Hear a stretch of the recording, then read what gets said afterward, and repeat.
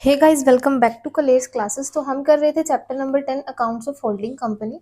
तो आज से हम इसके प्रैक्टिकल क्वेश्चन स्टार्ट कर रहे हैं, लेकिन उससे पहले कुछ ऐसी टर्म्स हैं जो कि आपको जानना ज़रूरी है। तो सबसे पहले हम बात करते हैं कंसोलिडेटेड फाइनेंशियल स्टेटमेंट को लेकर। तो ये क्या होता है? तो क्वेश्चंस में भी आपको मेंशन मिलेगा कि कंसोलिडेटेड बैलेंस शीट बनाओ। तो इसका मतलब होता है कि जो पेरेंट कंपनी यानी कि होल्डिंग कंपनी और जो सब्सिडरी कंपनी है, जब उनकी फाइनेंशियल स्टेटमेंट्स को आप मिला देते हो, एज अ सिंगल कंपनी आप प्रेजेंट करते हो, तो उसको बोलते हैं कंसोलिडेटेड फाइनेंशियल स्टेटमेंट। तो जो अकाउंटिंग स्टैंडर्ड यानी कि AS21 है, वो कंसोलिडेटेड फाइनेंशियल स्टेटमेंट्स के लिए इशू किया गया था। किसके द्वारा? Council of the institute of chartered accountant of India के द्वारा इशू किया गया था। एंड ये जो है फोर्स में आया आफ्टर 1/4/2001, यानी कि 1 अप्रैल 2001 के बाद से ये शुरू हुआ। तो जो एंटरप्राइज है वो प्रेजेंट करती है कंसोलिडेटेड फाइनेंशियल स्टेटमेंट इसी स्टैंडर्ड के अकॉर्डेंस में, और ये स्टैंडर्ड कहता है कि जो पेरेंट कंपनी है वो कंसोलिडेटेड फाइनेंशियल स्टेटमेंट भी शो करेगी, और साथ के साथ जो इसकी सेपरेट फाइनेंशियल स्टेटमेंट जो ये बनाती है वो भी इसको प्रेजेंट करनी पड़ेगी विद कंसोलिडेटेड फाइनेंशियल स्टेटमेंट। ठीक है।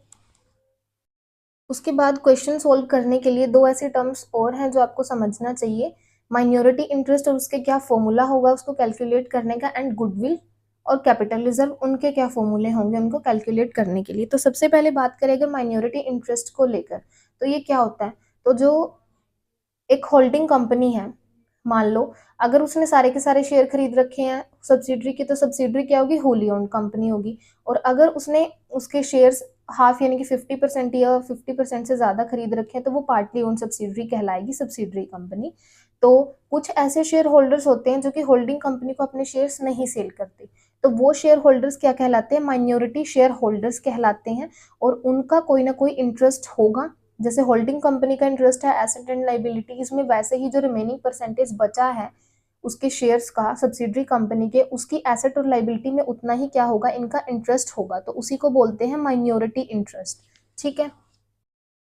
तो माइनॉरिटी इंटरेस्ट आप कैसे कैलकुलेट करोगे? देखो, मान लो 100 जो शेयर्स हैं वो टोटल कितने होते हैं? 100% होते हैं। तो 70% मान लो होल्डिंग कंपनी ने ले रखे हैं, तो बचे हुआ माइनॉरिटी शेयर होल्डर्स का कितना शेयर हो गया? 30% हो गया।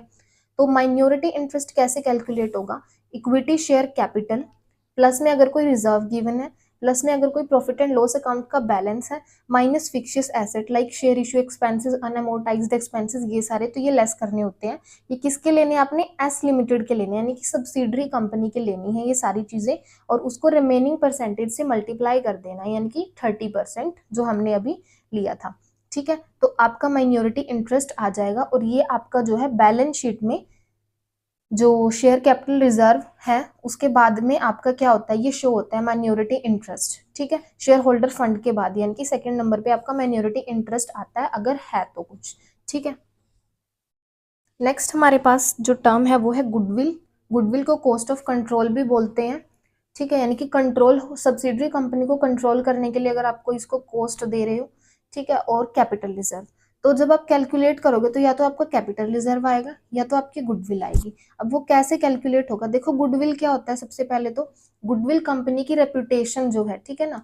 तो जब आप एक्स्ट्रा पैसा उसको उसकी रेपुटेशन के लिए पे कर रहे हो, उसकी अच्छी गुडविल के लिए पे कर रहे हो, तो यानी कि उसको आपको उसकी गुडविल का कुछ ना कुछ बेनिफिट मिलेगा। तो एक्स्ट्रा पैसा जो होगा वो क्या होगा? गुडविल के लिए होगा। ठीक है।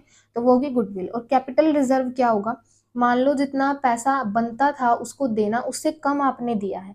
ठीक है। अगर कम दिया है यानी कि वो तो आपका कैपिटल प्रॉफिट हो गया। हर बार तो ऐसा नहीं होता है ना, तो वो आपका कैपिटल प्रॉफिट हो गया, तो वो आपका कैपिटल रिजर्व में जाता है। डेट्स वाई वो कैपिटल रिजर्व कहलाएगा। और जो नेगेटिव बैलेंस आएगा वो आपका कैपिटल रिजर्व ही होता है। ठीक है। तो कैसे कैलकुलेट करोगे? अमाउंट पेड, यानी कि जो आपको बैलेंस शीट गिवन होगी ना, उसमें होल्डिंग कंपनी के अंदर नॉन करंट एसेट में इन्वेस्टमेंट गिवन होगी आपको, वहां पे उसके सामने लिखा होगा कि 20 लाख है जितना भी इन्वेस्ट कर रखा है उसने, तो वो है अमाउंट पेड। ठीक है। तो अमाउंट पेड आपने देखना है कितना है। उसके बाद अमाउंट ड्यू कैलकुलेट करोगे। अमाउंट ड्यू जैसे रिमेनिंग परसेंटेज थी माइनॉरिटी इंटरेस्ट वालों की, वैसे एक्विजिशन परसेंटेज होगी होल्डिंग कंपनी की। लाइक 70% हमने कंसिडर किया था, वो तो वही लेके चलते हैं, तो 70% एक्विजिशन परसेंटेज है। तो अमाउंट ड्यू क्या बनेगी? Equity share capital plus reserve plus profit and loss का बैलेंस माइनस फिक्शियस एसेट, बिल्कुल माइनॉरिटी इंटरेस्ट जैसा ही है, बस उसको एक्विजिशन परसेंटेज से मल्टीप्लाई कर दो, लाइक 70% से। ठीक है।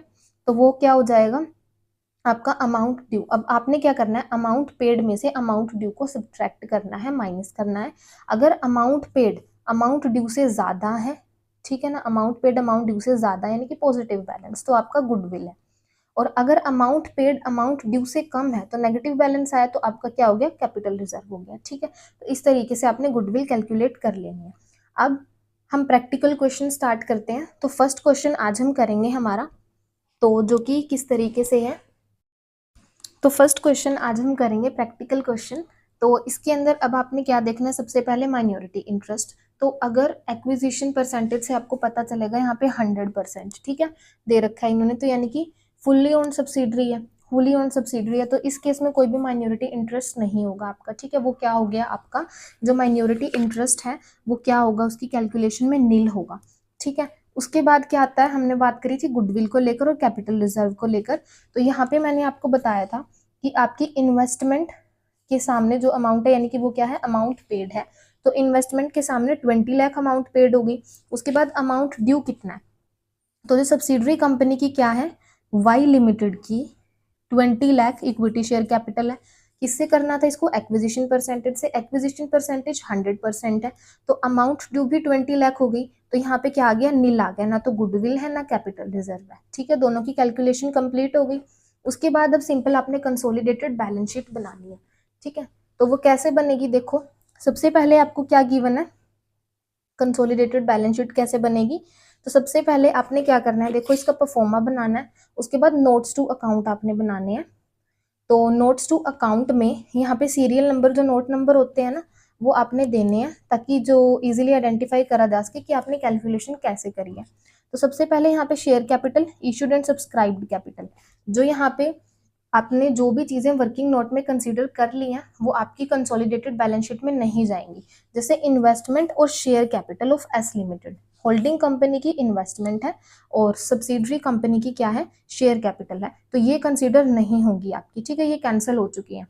तो अब यहाँ पे शेयर कैपिटल में सिर्फ किसकी आएगी, यहाँ पे कैपिटल होल्डिंग कंपनी की, यानी कि 75 लाख एक्स लिमिटेड की कैपिटल आएगी। ओके, तो हमने 75 लाख लिख दिया।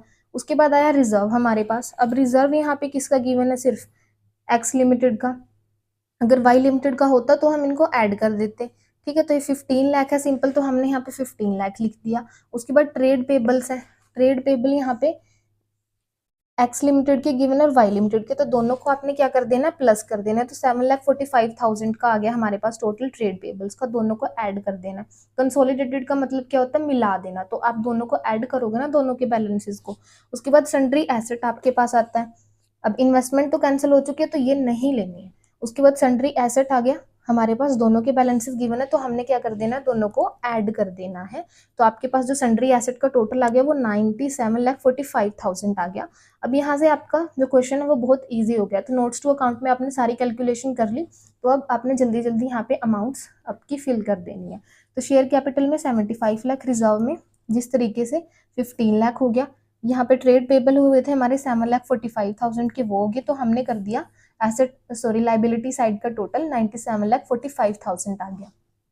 उसके बाद सन्ड्री एसेट, हमारे एसेट साइड में तो सिर्फ सन्ड्री एसेट ही था, तो 97,45,000 इसका टोटल था। तो ये आपकी बैलेंस शीट क्या होगी, मैच। ठीक है, तो इस तरीके से आपने क्वेश्चंस करने। एंड जो हमारा टोटल दे रखा है कंसोलिडेटेड बैलेंस शीट का वो 97,45,000 है, तो हमारा क्वेश्चन बिल्कुल ठीक है।